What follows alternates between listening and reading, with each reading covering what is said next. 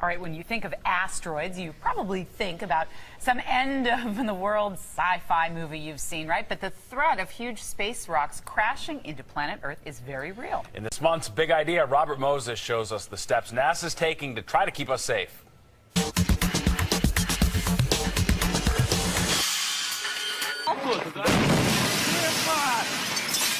It came without warning. A house-sized asteroid hit the Russian city of Chelyabinsk more than a year ago. It was traveling at nearly 40,000 miles an hour and with more explosive energy than the nuclear bomb that exploded over Hiroshima. Those on the ground suffered injuries, mostly cuts, but no one died. Why? In a word, luck. Had it hit much lower, no one who observed the event would have been alive to talk about it.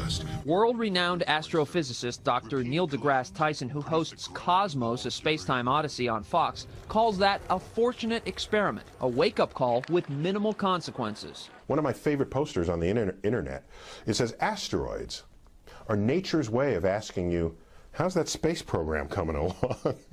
Before we go on, a word about terminology.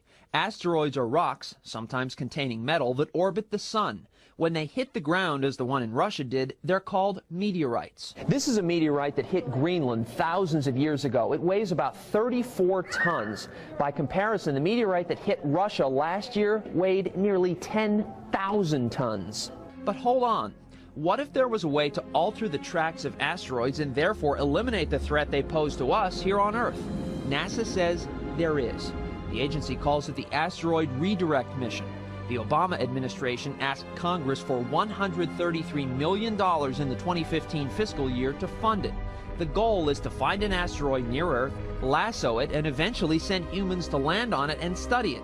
NASA also wants to prove that it can move an asteroid in case one is on a collision course with us. We deal with near misses somewhat frequently. I would say half a dozen times a year. It is something that is becoming more important within the international community. Rather than just run from it and scream and say, buy water and toilet paper, you can say, let's deflect this. We asked Dr. Denton Abel at the Museum of Natural History how that might be done. The gravity of our spacecraft would pull the object off its course to a different course. In the long run, there's an asteroid with our name on it. Those are ominous words that evoke thrillers like Armageddon.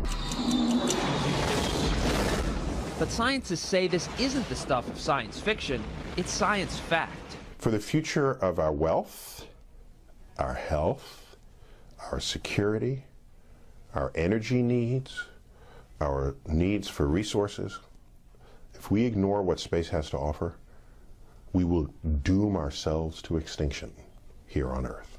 While Tyson says he wants NASA to pursue its asteroid ambitions, he acknowledges that technology may still be years away. It was a cosmic event that doomed the dinosaurs. It could take some big ideas like those NASA is studying for us to avoid the same fate. Robert Moses, Fox 5 News. And you may be wondering how long it would take for an astronaut to travel to an asteroid. NASA tells us such a trip, which is planned for the mid-2020s, would take about a month. Get on there and help out. Awesome. So, yeah, you've got a great Facebook page. You're also on YouTube, correct? Yes, sir. Cool. Okay. And so you basically are out there in Mesa, Arizona. Yes, that's correct. And you... Location is the key. Uh-huh. Right. I mean, that's something that people need to understand, Rex, because there's something called the Coriolis effect, which is the line of sight. I mean, to think about it, if people are saying they can't see this, well, they're not in the right location. It's coming up from the southern hemisphere. So if you're standing on the North Pole, you're not going to see what's underneath the belly of the Earth. Right. Think about it. I mean, there's a lot of people that are still in denial and can't believe that it's there. But it's there. I just happen to be in an outstanding location. Just like Flagstaff, Arizona has the Lowell Observatory. That's a sweet spot. So that's why I get such fantastic shots. Mm-hmm. Now, how long have you been actually looking for Planet X? Well, June last year, I heard about it on Facebook, and I started looking at the NIBIRU groups, and I discovered Samuel Hoffman's page, Montana Skywatchers. And I learned from him. I've been following him for a year. I just took my own pictures, and people were telling me what I was getting. Sometimes I don't always know what I get in my pictures, but I know there's things there. I can tell when I look at the sky, the colors look different to me here. The colors are changing. I see hues of indigos. I see hues of green around the sun. I see blues. I sometimes see stripes in the sky, like dark rays of light. You might say like dark rays. And it's weird. But now, I think... what's the elevation out there, Teresa? I'm not quite sure, but we can find out right now. I think it's in the 30... Around 3,000 feet, somewhere around there? I would imagine. Okay. Do you know where Southwest Arizona is, near Phoenix? Oh, yeah. I'm familiar with the area. Okay, that's the area I'm near. I'm in the Phoenix metropolitan area. I'm near Tempe, Glendale, Chandler region. You know, one thing I noticed is it looks like the elevation out there in Mesa is about 1,243 feet approximately, at least in some areas. I just pulled it up right now. When I went out to, just yesterday, I had a chance to go out to the McDonald Observatory, which is close to Big Bend, Texas. It's a very secluded area. And they have certain flight paths that have to go around that location because of the amount of telescopes and stuff that they have out there. So I was getting some footage of the sun, and it looks completely different in that area versus someplace like Mesa. The night before, they do a whole bunch of chemtrail spraying. I've noticed a lot of your pictures. They just blast the skies with these... Chem bomb the heck out of it. Literally, yeah. And it's, you know, obviously causing certain things to go on with the sun and reflections and refractions and light sources, and you're going to see these incredible sunsets and stuff in the sky that you wouldn't on other places that aren't chemtrailed as bad. But I've also noticed that it's a lot more extreme in places where they chemtrail the sun, the way that it looks. And some of these images that you've got are just the sunsets and the sun coming up is just so extreme. It's just absolutely It's a double incredible. sunrise, and it's a double, and sometimes it looks like a triple sunset in the evening. I mean, I kid you not, if you go out here, if you come out here and you look out here in the east, when the sun comes up, an hour before the sun comes up, and I take a picture, you get this huge, massive light source. And if you look behind you in the west where the sun sets, there's a huge light source across right behind me as well. I mean, the light, it's all lit up all around, and it's a red, and there's a red, pink look along the horizon. It's from the red oxide of the system. It's that red oxide gas. It's all around our atmosphere. Now, do you notice on days that they spray a lot out there, do you feel different? Do people around you notice they feel different? It affects my breathing. It affects my husband's breathing. I mean, I feel fatigued more. The days when they spray, sometimes I feel like there's something sitting on my chest. That's part of Agenda 21, for them to spray us to death with chemtrails and kill us off. Well, and the thing about the chemtrails, there's probably multiple reasons for them. And they're trying to hide the truth from what's up there. They're trying to hide what's in the sky. And see, and that's when I pay attention the most, was when they're spraying, because I know it's obvious. It's just so obvious. And sometimes they fail when they spray. They don't even hide it. Sometimes it's just, hello, it's right there in your face. How can you not see this? Well, now, how much time a day do you typically spend out there getting footage? Do you do more photos than video, or is it kind of 50-50? It's a 50-50. I mean, I do it. I'm at it daily. I do this daily. Here, I haven't been doing it as much, only a few times a day because it's been so hot. But when I'm like out there multiple times a day before sunrise, after sunrise, during sunset, after sunset. I try to get out there at different times of the day, multiple times a day. As long as I'm able, I'm out there. Now, do you have a lot of other people that you work with as well in Mesa, or are you kind of a solo?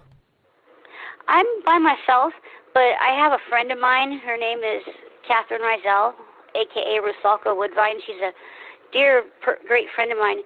She helps me with the scientific understanding. She's the one that explained to me about the Coriolis effect and how your location is the key. So she helps.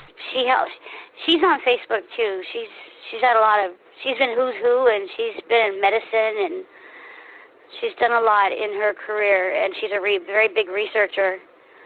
So she helps me with a lot of the technical understanding. She sent me a bunch of notes to look back on, so I don't stumble on myself. But I feel like I just did anyway. Is it more intense out there now as far as the light on your skin versus 10 years ago, 20 years ago? Are you from Mesa? I grew up in California. Okay. But I've lived here for a long time. The heat is a prickly, hot, burning heat. Now, tell our audience a little bit about yourself, Teresa. For those that might want to check out your videos on YouTube, I'd recommend just going to YouTube, typing in Teresa Caldwell, and then your channel comes up, correct? Yes, sir. So, well, what do you want to know? Well, I mean, what's your story? You're from California, and then you. I grew up in Southern California, and then I moved to Arizona as an adult. I've been living here in Mesa now since 2009. So far to now. I mean, time flies, doesn't it? Yeah, it does. I discovered the NIBIRU system on Facebook, like I said, and at first I was a naysayer too. I was like everybody, well, I can't see this, I don't know. So I started doing my own research and my own homework, and I started looking at Carlos Ferrata's work. I follow his research. He's the one that said that NIBIRU is like a comet/planet because it has a tail. You know, and I listen. Bob Evans has helped me with his photos, and just learning and reading and taking my own pictures. I'm also an artist. I do a lot of drawing. Okay, and you draw stuff on NIBIRU and Planet X now? Sometimes I get the winged disc in there. Yeah, nice. Okay. Well, let me ask you this as far as the way that once you've realized in your mind that this Planet X does exist. Oh, I know it's real. Okay. And a lot of these images that are out there, sometimes the pictures, you'll see these anomalies that look bigger in the skies versus other times. Sometimes they're more transparent. Sometimes they're different colors. And if you can't describe them off as lens flares, and if they are the same planet, why do you think they change so much as far as in the images go? Because of the orbit. There's 7 huge titans. There's 10 moons and 3 suns, to my knowledge, to this system. I can't tell you all the names because I don't remember them all. But there's Saru, Statum, Matum, Uri, Napacidi, and I think Matum. I think I got them. But you know what? I'm noticing they rotate. These huge orbitals are rotating around our planet like every couple of hours, and they're massive. And with these massive orbitals, we get volcanic activity, we get massive earthquakes, we have this is what's causing the pole shift. This is the same thing that caused the great flood back in the days of Noah. This is the same thing. And the government knows about this. Why do you think they built those bunkers with our tax dollars? They don't want to reveal the truth to us.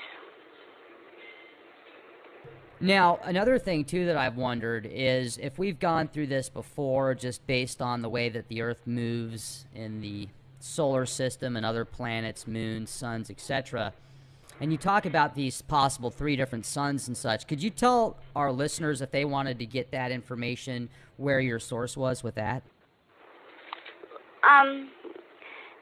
Carlos Ferrata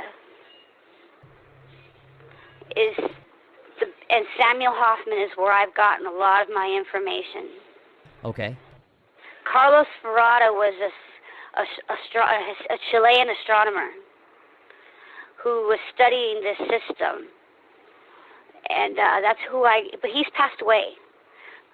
But that's some of the best research I can go by. And from Samuel Hoffman, his Facebook page, Montana Skywatcher,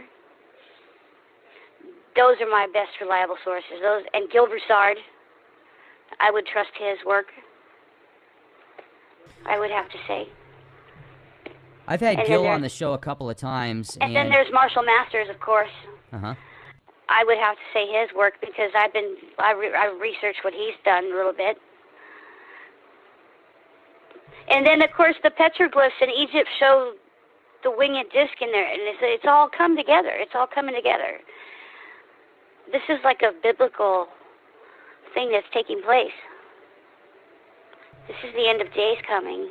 This is going to cause mass destruction, and the only way to even think about saving yourself is to accept the Creator and get right with the Father, and that's all we can do, and prepare and warn. You know, when I found out about this, I was a heathen and I didn't believe in the Creator. I repented August last year, just before the blood moon, and I realized this is true. This is really taking place. I asked the Father for a purpose. He made me a watchman, sir. And I have done it diligently, daily, on a basis for the last year. It has been exactly 1 year almost to the day that I started this. And it has given me such great joy to be part of something so huge. And I ask for nothing, just for a job.